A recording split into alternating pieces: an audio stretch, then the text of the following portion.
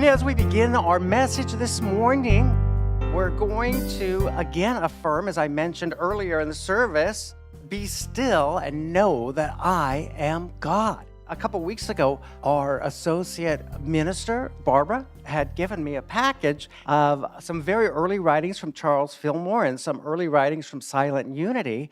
And I didn't until yesterday get around to reading this, and I'm so glad that I did. And of course, as we believe so much in New Thought, everything comes to us in perfect time.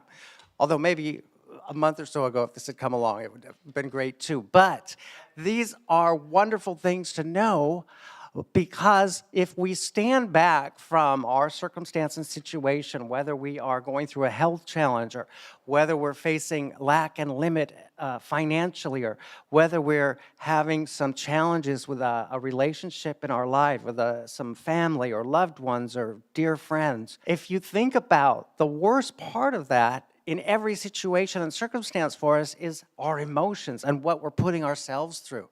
We know the anxiety of worrying about a health thing. It's what's this going to do? How is this going to change my life? Or am I going to be able to endure the pain? Am I going to become a burden to my family? Or when we go through financial challenges, we know that the anxiety and the fear of lack and limit and how is this going to change my life? And how am I going to deal with not being able to pay the bills? And how am I going to face my friends and society and all of my obligations? And these anxieties build up.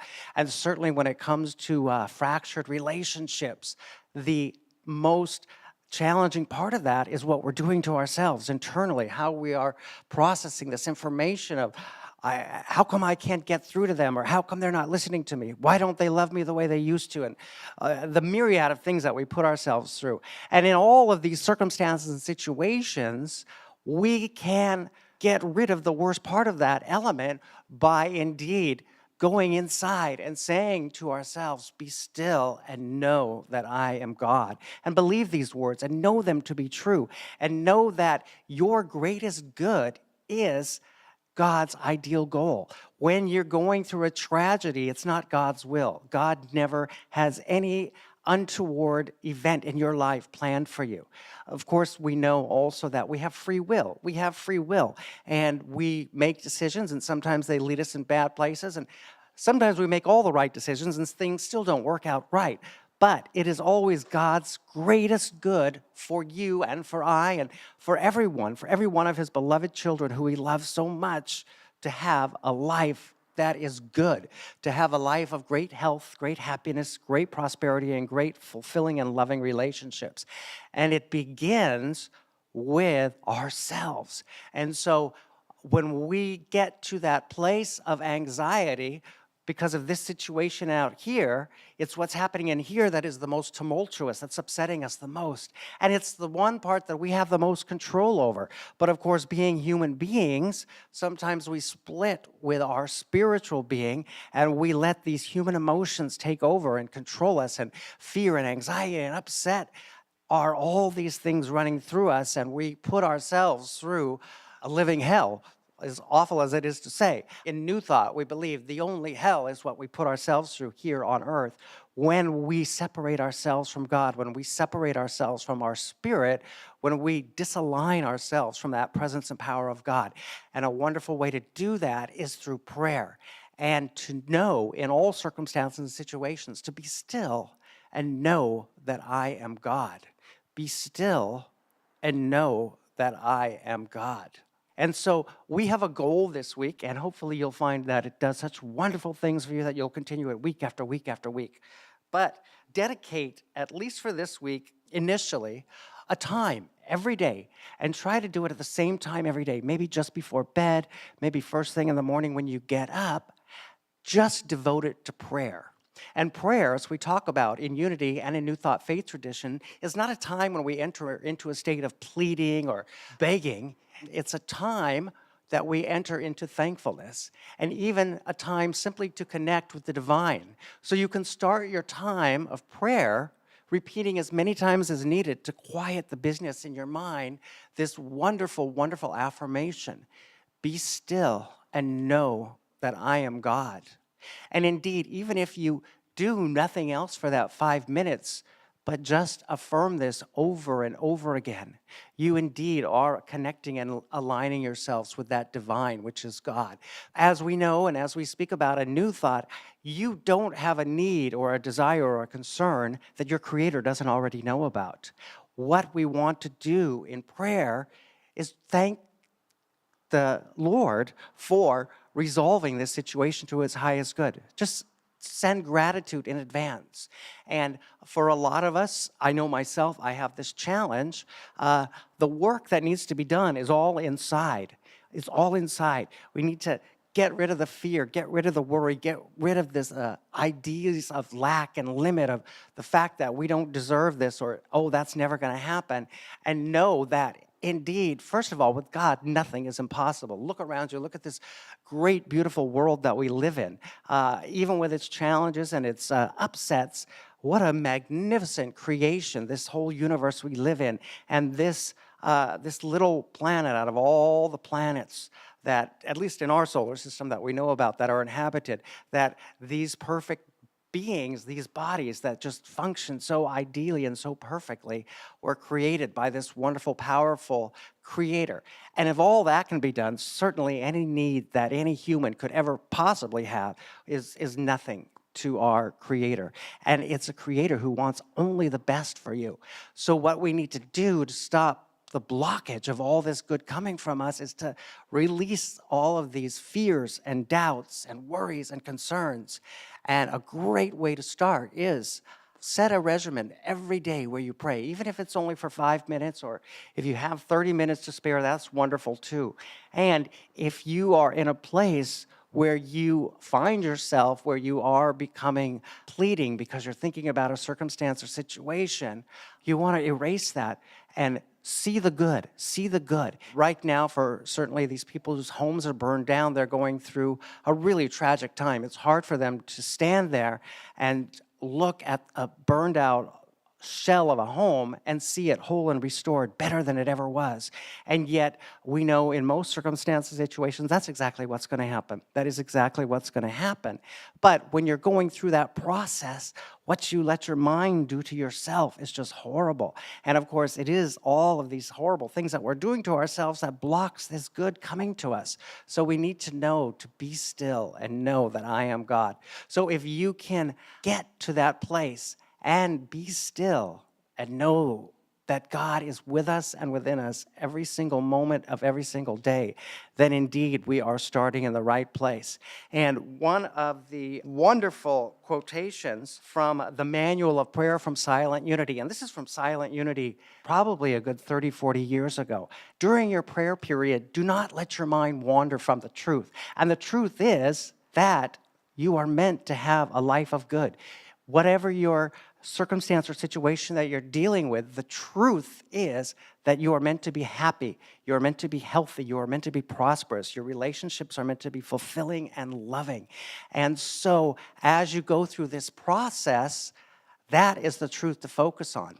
And if it should bring back the idea of anything contrary to that truth, continue saying to yourself, be still and know that I am God. And then repeat the truth statement. And the truth statement can be, if you're going through a health challenge, a positive affirmation about health. Unity began with an illness that Myrtle Fillmore had. And she started out, she'd gone to a lecture by another New Thought minister back in the day, and she went home and she began every day affirming to herself that I am a perfect child of God. I do not inherit illness. And before long, she knew great health. And her husband, Charles, saw this and said, wow, these are wonderful ideas. And of course, these were the beginnings and the roots of unity. And so it was through positive statements and through these truth statements that we have unity. So as you're going through your morning prayer or your evening prayer or whatever time you set aside, whatever thing that you're working on, and if it's all of the things that we talk about, perfect health, perfect prosperity, and perfect, fulfilling, loving relationships, repeat these truths to yourself, even if it is just that simple statement. I am a perfect child of God. I inherit perfect health, perfect prosperity, perfect fulfilling and loving relationships. And focus on that truth. And if your mind should stray and you're worried about this bill or that bill that has to be paid, or what is that test result going to come back from the doctor and say, or how am I ever going to deal with my great friend who the relationship got fractured over such a silly thing, or family that seems to be so dysfunctional, how can we all come together? All of those things, remove them from your mind and know and focus on the positive aspects and these positive statements, and repeat to yourself, I will be still and know that I am God, and know that God is with you indeed in all circumstances and all situations. And one of the most important things during that statement is it's important that you should not, however, let prayer, or sitting in the silence, as we sometimes call it, become a source of strain. That's one of the things that we absolutely want to avoid is a lot of times prayer, we know that in some faith traditions, prayer is a form of penance. You go to confession, and of course we love and support all faith traditions, but we look at prayer differently. It's not a time of penance. It's a wonderful, wonderful time. It's a time of having a phone call with your best friend. It's a time of convening with God. So don't ever let it become a source of strain or stress. And if it does, remind yourself to say, I am going to be still and know that I am God. And the wonderful, perfect thing about this is as we sit there, as we're thinking about some of these things, and as we're focusing on these positive affirmations about positive health and positive prosperity and perfect, wonderful relationships, know that indeed it is God, not you, who does the work. And you should let him do it. And you let him do that by getting rid of all these things in your mind that stop it, all these doubts and these worries. And there's another thing, we'll probably talk about that more next week, but it's a wonderful statement about the need to express love everywhere in your life and let go of any feelings of unforgiveness or upset or discontent with anybody, because that also is holding you back. So while we say that God is doing the work and you have no work to do, the only work you have to do is in your mind. That's it. The outward stuff, you know what? He's going to take care of that because you are his beloved child, and you need only stop that block of the flow of wonderfulness coming to you. And you do that by letting go of fear of poor health or worrying and fretting and being frustrated over relationships.